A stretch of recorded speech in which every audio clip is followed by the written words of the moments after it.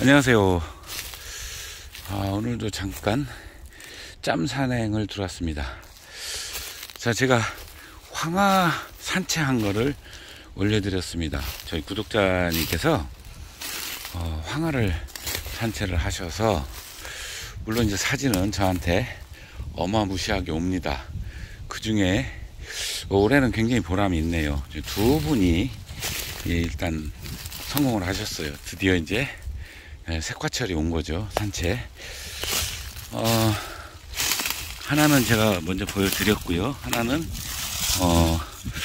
요거 산에 오늘 만나면 좋은데 만날 것 같지는 않고, 그럼 이제 두 번째 사진도 제가 이제 여기 오늘 산책을 한 이후에 보여드리도록 하겠습니다.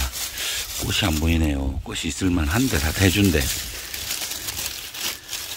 대준데 꽃이 없어요. 잎은, 잎 참 좋네요. 여기 잎이 굉장히 짧아요. 잎이 짧고, 야, 이거 봐라. 여기 전부 잎이 굉장히 길거든요. 이렇게 긴데, 이거는 이게 몇 촉짜리인가요? 두 촉짜리인데 잎이 짧으네요. 짧고 잘 오가있고, 치마잎도 약간 오가있고. 이건 한번 꽂기도 해봐도 될 것 같은데요. 여기도 짧습니다. 작년에는 저한테 사진 보내온 것 중에 두화변을 많이 보여줬었거든요. 그 다음에 제가 보여드리지는 못했는데 두화 사진도 저한테 보내왔었습니다. 정말 고맙다는 말씀을 하시더라고요. 두화변에 대해서 꾸준히 제가 소개를 해드렸는데, 정말 그대로 갔다, 산책을 해서 갔다, 작년에 피었는데 두화 나왔다고, 두화 사진까지 이렇게 해서 보내주셨어요. 근데 올해는 벌써 이제 황하, 이상하게 꽃이 없어요. 제가 여기를 들은 이유가, 오래전에 여기서도 황하를 산책을 했던 곳인데 꽃 없으니 이럴 수가. 그래 이제 작년에는 두화를, 예쁜 꽃을 봤죠. 참 이쁘게 잘 나왔더라고요. 그거는 누가 봐도 두화일 것이다 할 정도로 잎 자체가 그랬는데, 그거를 모르셨다 그러더라고요. 그러면서 여기는 꽃이 있네요. 자, 근데 이게 딸랑 하나라. 여기는 누가 안 오니까 안 온다고 장담은 못하죠. 그냥 내비두겠습니다. 자, 그냥 이제 대구에서 하나 보내왔고요. 그래 제가 보여드렸던 거고, 아주 유채꽃색이면서도 불구하고 굉장히 많이 발색이 잘 되는 게 있죠. 그렇게 아주 엽록소를 잘 분해하는 품종이 있습니다. 그거는 봉우리 때도 틀려요. 기부 안쪽과 끄트머리 엽록소가 남아있고, 가운데 서서히 화색이 이제 화색을 늘려가거나 이게 아니고요. 원래 있습니다. 이제 그거를 이해하기가 힘든 거예요. 제가 언젠가 물감을 가지고 비교를 했더니 어떤 분이 생쇼한다 그러더라고요, 저보고. 그러니까 그분은 색에 대한 기본 이해도가 떨어지셔서 그렇게 아마 말씀을 하셨을 거예요. 자, 색은 똑같습니다. 어떻게 하든 노란색 위에 엽록소 녹색이잖아요. 그러니까 우리가 춘난 꽃은 사실 꽃이라는 것은 잎이 변해서 이제 발달한 부분이잖아요. 그러다 보니까 춘난 꽃 자체는 엽록소가 원래 벗겨지는 게 아니죠. 안 벗겨집니다. 묻혀가지고서는 햇빛에 세게 노출이 되면은 엽록소 생성이 안 된다든가, 그 자리가 파괴가 돼서 더 이상 진전이 없거나 이런 형태가 되는 거잖아요. 그런데 돌연변이라는 게 그겁니다. 일반 우리가 프리지아나 이런 꽃처럼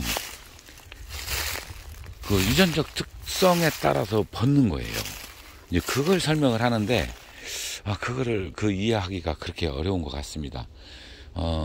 그냥 그러니까 오히려 지금 이제 입문자분들은 이해가 조금 더 빠르다 그래요. 왜 그러냐면 액면 그대로 받아들입니다. 제가 이야기한 내용을 그대로 받아들이기 때문에 쉽죠. 반면에 오래되신 분이 기존에 갖고 있던 생각을 놔야 되기 때문에 그게 어려운 겁니다.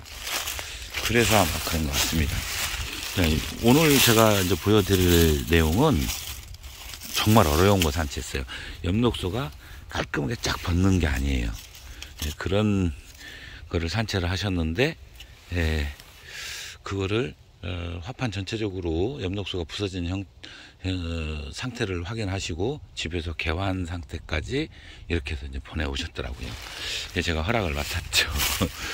그러면은 제 유튜브 상으로 우리 구독자님이 산채를 해서 직접 꽃을 본 내용을 올려도 되겠느냐 그랬더니 아이고 그러라고 일부러 보냈습니다까지 말씀을 하셨어요. 댓글로도 남겨놓으신 것 같아요. 보냈다고. 자, 근데 그 보령이 이쪽 보령이나 충청도에 화가 많이 나왔었는데 태안 쪽, 홍성, 서천 정말 많이 나왔거든요. 근데 지금은 아예 작년에는 그 친구가 산채한 걸 보여드렸었죠. 그것도 역시 유채색, 유채꽃색. 이 자꾸 저 구독자분이 한 분이 유채색이라고만 얘기하면 유채꽃인 줄 모른다. 아주 정확하게 지적을 해주셨어요. 저만 그렇게 생각할 수도 있거든요. 그래서 이제 유채꽃색이라고 제가 자꾸 이제 말을 바꾸는데 그게 딱 박히지를 않아서 제가 버벅버벅해요. 오늘 이제 또 난초만 열심히 보고 갈 것 같습니다. 여기가 왜 꼬부라졌을까요? 여기가 이렇게 자꾸 꼬부라졌는데 다른 잎도 그런가요? 다른 잎은 아니네요. 산반이 이런 경우가 생기죠.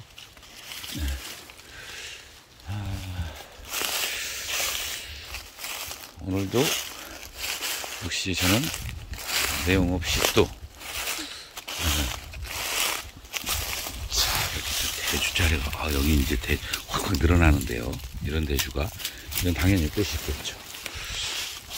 이쪽도 잎이 갈수록 좋은 잎들이 보이기 시작합니다.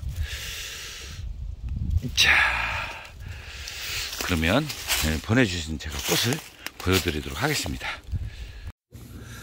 자, 구독자님께서 또 보내주신 진성 황화 사진입니다. 이게 산채 당시 때 사진인 것으로 보입니다. 이 사진은 보면은 엽록소가 전체적으로 좀 깔려 있죠. 그러나 이제 엽록소가 제 스스로 부서지는, 분해되는 현상들을 볼 수가 있습니다. 전체적으로 기부 쪽 깊이와 끝쪽 뺀 나머지는 들어있죠. 자, 그리고 이제 이 사진은 이제 집에서 이제 봉오리를 맺은 상태로 이제 발색 과정을 보여주는 것 같습니다. 보면 이제 포유 속이라 자세히 보이지는 않는데 화판 끝쪽에 엽록소가 남아 있고 안쪽이 엽록소가 조금씩 분해되는 그런 현상이고요. 자, 다음 사진을 보면 그게 표가 납니다. 자, 이제 포유를 살짝 벗었어요. 벗으니까 좀 전에 봤던 사진보다 화판 끝쪽이 보면은 엽록소 부분이 위로 많이 밀려 올라갔죠. 그런데 거기가 일반 꽃들은 보면은 눅눅하게 죽은 듯한 그런 녹색이 보이는데 이거는 녹색이 선명하게 살아있는 상태입니다. 요게 바로 이제 엽록소 제 스스로 벗겨졌을 때의 특징인 거죠. 자, 더 많이 벗었어요. 지금은 이제 속살이 드러난다. 저는 이렇게 표현을 합니다. 바탕에 기본적으로 지금 이제 화색이 들어있는 거예요.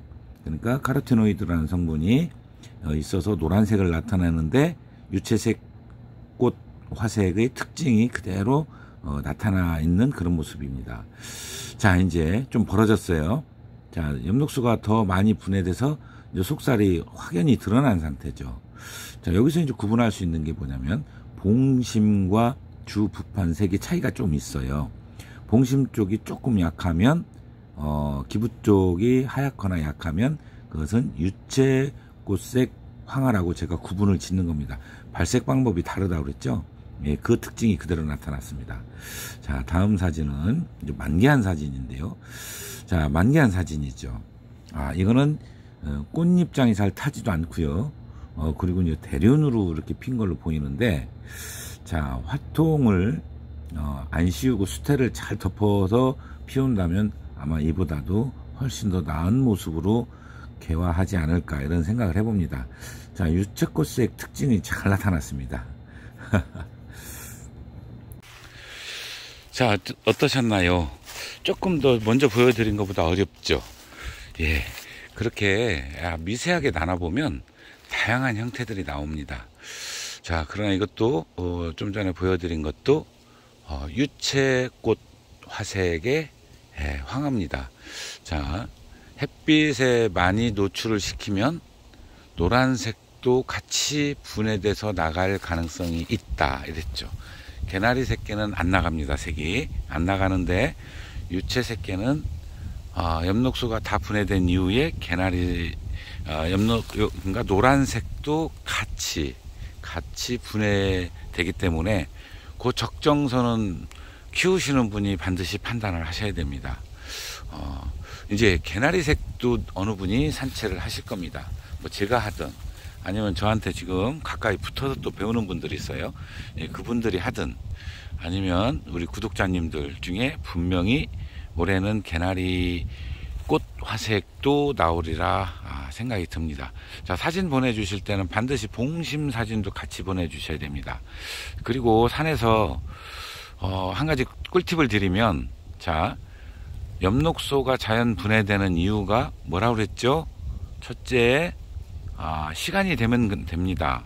시간. 그 다음에 둘째는 햇빛 영향을 받고요. 셋째는 바로 온도 영향을 받습니다.